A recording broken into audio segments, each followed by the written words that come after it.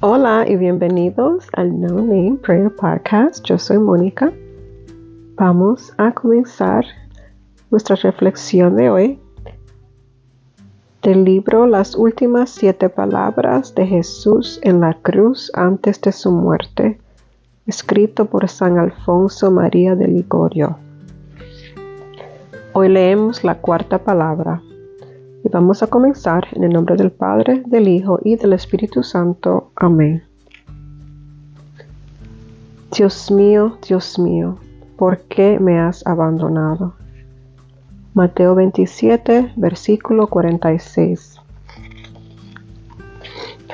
Escribe San Mateo que Jesús pronunció estas palabras con mucha fuerza.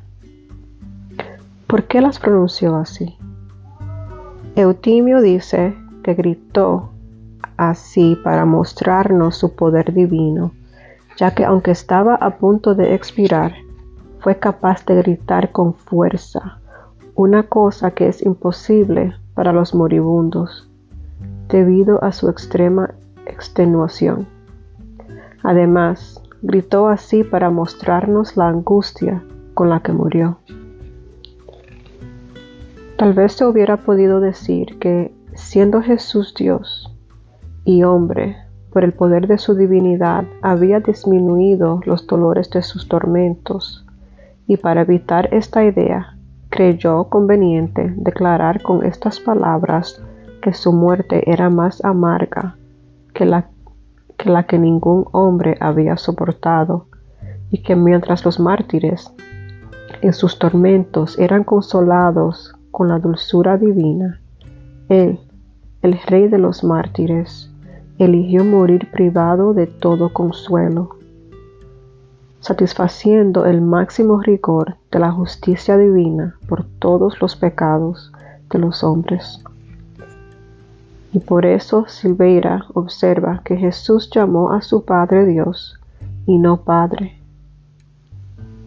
porque entonces lo estaba considerando su juez, y no como un hijo considera a su padre. Escribe San León que este grito del Señor no era un lamento, sino una doctrina, porque quería enseñarnos de este modo cuán grande es la maldad del pecado, que por decirlo así, obligó a Dios a abandonar a su amado Hijo sin consuelo, porque había tomado sobre sí el encargo de expiar por nuestros pecados. Al mismo tiempo, Jesús no fue abandonado por la divinidad, ni privado de la gloria que había sido comunicada a su bendita alma desde el primer momento de su creación, pero fue privado de todo aquel alivio sensible con que Dios acostumbra consolar a sus fieles siervos en sus sufrimientos, y quedó en tinieblas, temor y amargura, dolores merecidos por nosotros. Esta privación de la conciencia sensible de la presencia divina la soportó también Jesús en el huerto de Getsemaní. Pero la que sufrió en la cruz fue mayor y más amarga. Oh Padre eterno, ¿qué delito pudo cometer este inocente y obedientísimo Hijo tuyo para que lo castigaras con una muerte tan amarga? Míralo mientras cuelga de esta cruz, con su cabeza atormentada con espinas, mientras cuelga de 3 clavos de hierro, y es sostenido por sus propias heridas. Todos lo han abandonado, incluso sus propios discípulos. Todos se burlan de él en la cruz y blasfeman contra él.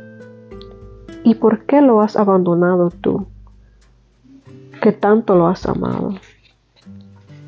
Debemos comprender que Jesús había tomado sobre sí los pecados del mundo, aunque él mismo era el más santo de todos los hombres, e incluso la santidad misma, y puesto que había asumido satisfacer por todos nuestros pecados, parecía el mayor de todos los pecadores, y habiéndose hecho así culpable por todos, se ofreció a sí mismo para pagar el precio por todos, porque habíamos merecido ser abandonados para siempre en el infierno, a la desesperación eterna. Por eso Él eligió ser entregado a una muerte privada de todo alivio, para librarnos así de la muerte eterna.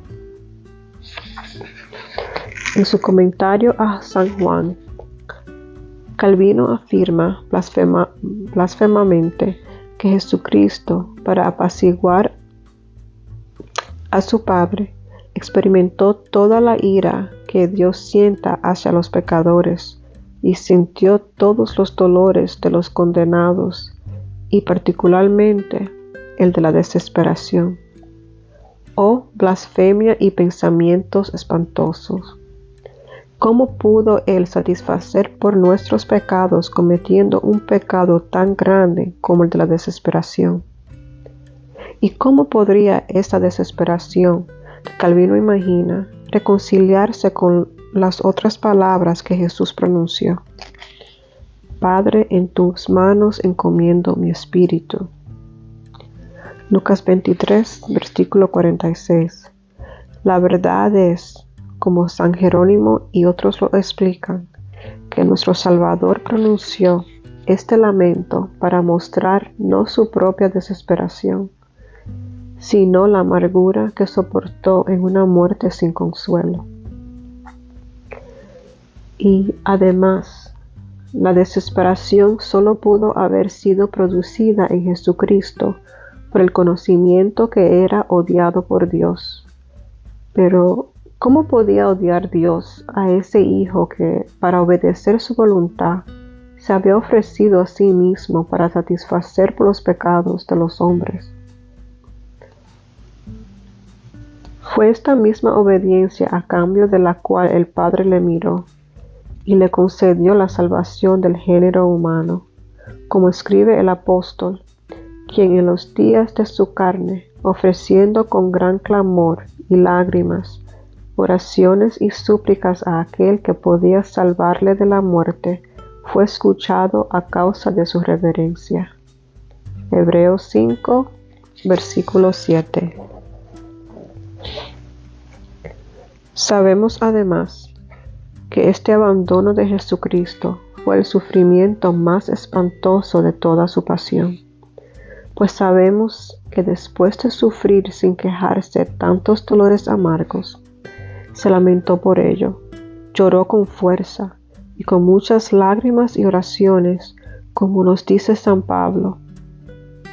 Sin embargo, todas estas oraciones y lágrimas fueron derramadas para enseñarnos cuánto sufrió para obtener la misericordia divina para nosotros, y para permitirnos al mismo tiempo comprender cuán terrible sería el castigo para un alma culpable de ser expulsada lejos de Dios y ser privada para siempre de su amor. De acuerdo con la amenaza divina, los echaré fuera de mi casa, no los amaré más. Oseas 9, versículo 15. San Agustín afirma asimismo que Jesucristo se turbó ante la visión de su muerte, pero que lo hizo para consuelo de sus siervos, para que si alguna vez se turbaban ante su propia muerte, no se considerasen réprobos, ni se abandonasen a la desesperación, porque incluso Él se turbó ante la perspectiva de la muerte. Así pues, agradezcamos la bondad de nuestro Salvador para haber estado dispuesto a tomar sobre sí las penas que nos correspondían y librarnos así de la muerte eterna. Y esforcémonos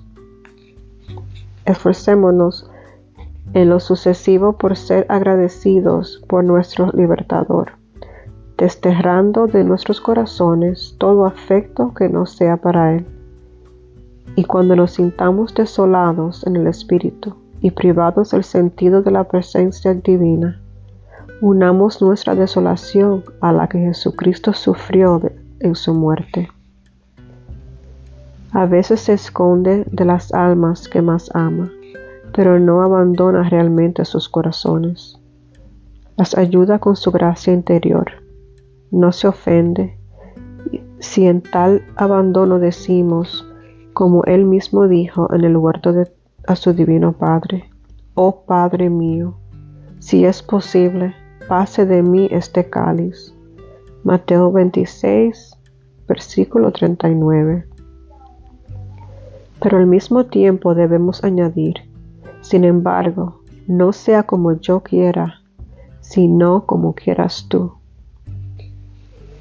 Y si la desolación continúa, debemos continuar los mismos actos de conformidad con la voluntad divina, como Él mismo los repitió durante las 3 horas en que oró en el huerto.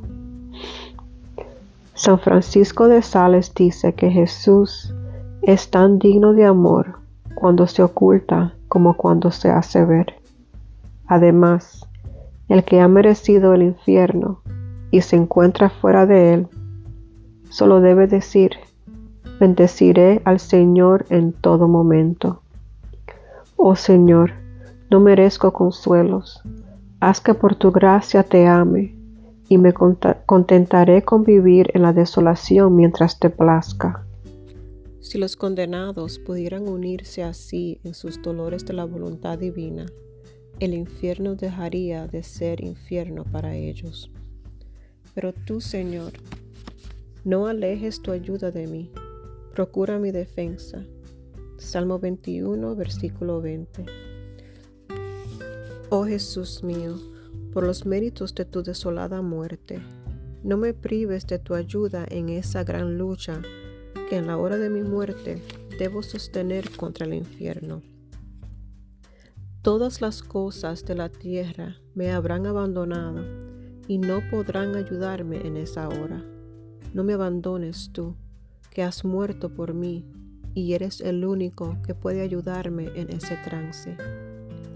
Hazlo por los méritos de los dolores que sufriste en tu abandono, por los cuales has merecido para nosotros que no seamos abandonados por la divina gracia, como hemos merecido por nuestros pecados.